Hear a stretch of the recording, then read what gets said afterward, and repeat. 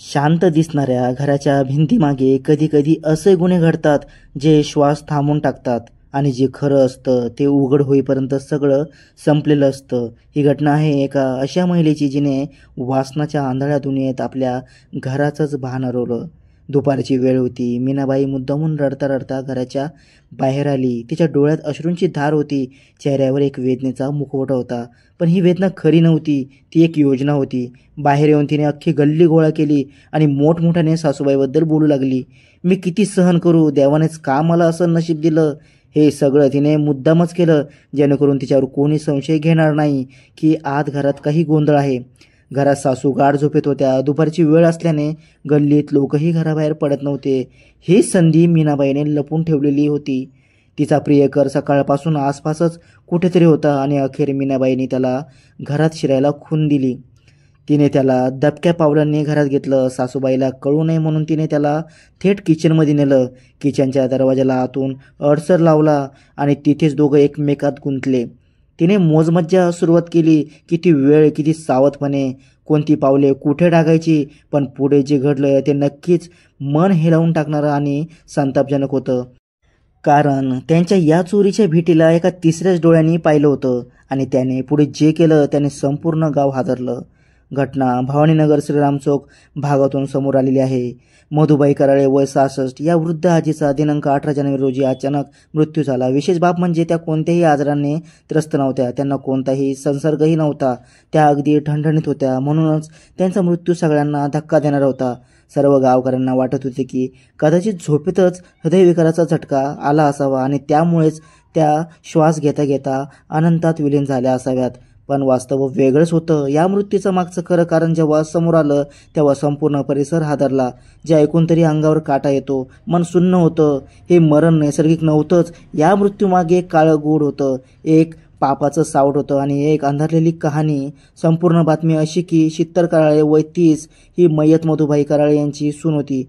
मधुबाईच्या मृत्यूच्या दिवशी एक विचित्र प्रकार घडला जो सुरुवातीला कोणालाच विशेष वाटला नाही. पण जेव्हा सगळं उघड झालं तेव्हा लोकांच्या पायाखालची जमीनच सरकली. शेजारी राहणाऱ्या काही महिलांनी सांगितलं, दुपारी साधारण 3च्या सुमारास शीतल आली होती. ती जोरजोरात ओरडत होती, रडत होती, माझ्या सासूला काय झालंय, कोणीतरी पहा ना, त्या श्वासच घेत नाहीयेत.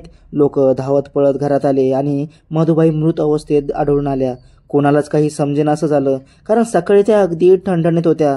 पण वृद्ध असल्यामुळे सगळ्यांनी सुरुवातीला हे नैसर्गिक मृत्यूच मानलं.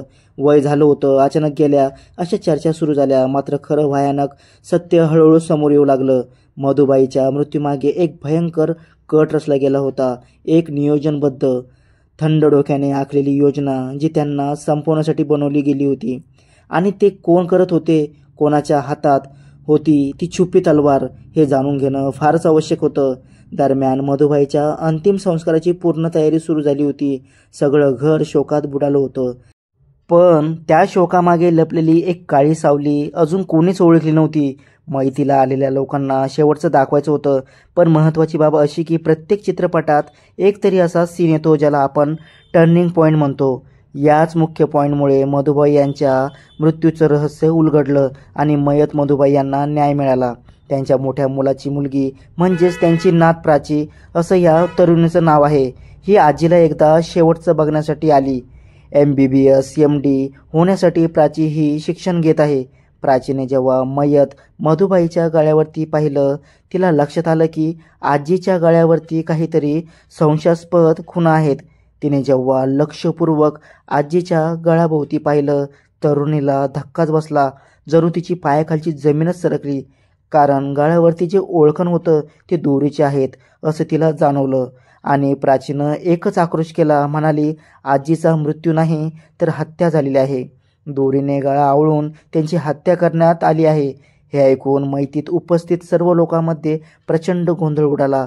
एकच कुजबूज, एकामेकाकडे प्रश्नार्थक नजर. कोणाला विश्वास बसत नव्हता की ज्यांना आपण शांतपणे शेवटचं बघतो आहोत त्या मधुबाईचा मृत्यू एक थंड डोक्याने केलेली हत्या ठरू शकतो. पण हेच सत्य होतं.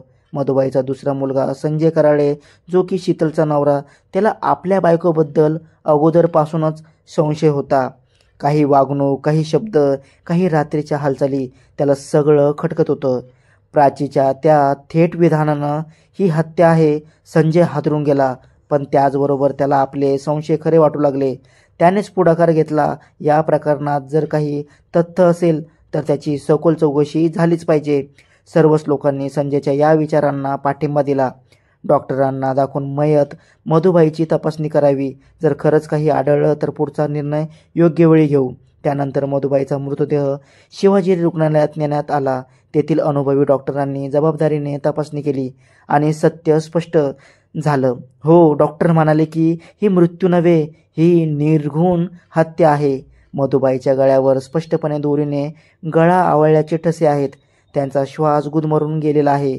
त्यांना निर्दयपणे संपवण्यात आलं आहे. तेव्हा कुठे जाऊन सर्वांचा सुनेवर म्हणजे शीतलवर संशय गेला. शीतल ही संशयित असल्याने तिचा नवरा संजय यांनी आपल्याच बायकोविरुद्ध आईला संपवल्याबद्दल गुन्हा दाखल केला.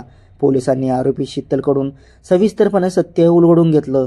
आरोपी शीतल म्हणाली, माझी सासू झोपेत होती तेव्हा मी प्रियकराला घरात घेतलं.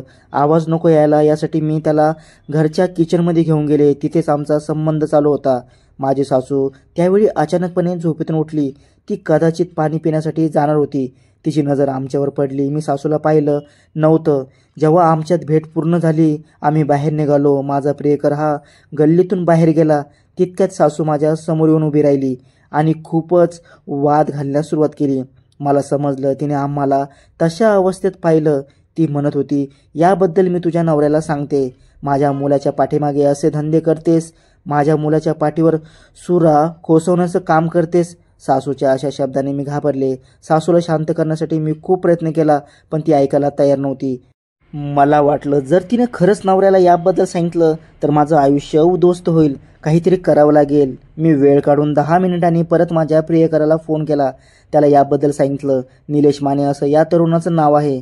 त्याने थेट सासूची हत्या करावी लागेल असं सांगितलं. नंतर मी त्याला बोलावून घेतलं कारण माझ्या एकटीकडून हे होऊ शकत नाही. माझा संसार उद्ध्वस्त होण्यापासून मला वाचवायचं होतं. शीतलचा प्रियकर निलेश हा परत आला. त्यानंतर सुनेने योग्य वेळ पाहून मधुबाईचं तोंड दाबून धरलं. निलेशने त्याच क्षणी दोरीच्या साहाय्याने मधुबाईचा गळा आवळून धरला आणि अतिशय बेरहमपणे त्यांची हत्या करण्यात आली. नंतर दुपारी 3 वाजता आरोपी शीतल मुद्दामून रडता रडता घराच्या बाहेर आली आणि अख्खं गावभर गोळा केला जेणेकरून तिच्यावर कोणी संशय नको करायला. पण आजीच्या मैतीला असलेल्या नातीमुळे मधुबाईंना न्याय मिळाला आणि हत्येचा उलगडा झाला. अशा या हृदयद्रावक घटनेबद्दल तुमचं मत काय आहे खाली कॉमेंटमध्ये नक्की कळवा. अशाच वास्तवावर आधारित गुन्ह्यांच्या मागची खरी कहाणी जाणून घेण्यासाठी विनू पाटीलला नक्की सबस्क्राईब करा. कारण कितीही काळोख दाटलेला असला तरीही शेवटी सत्य बाहेर येतच.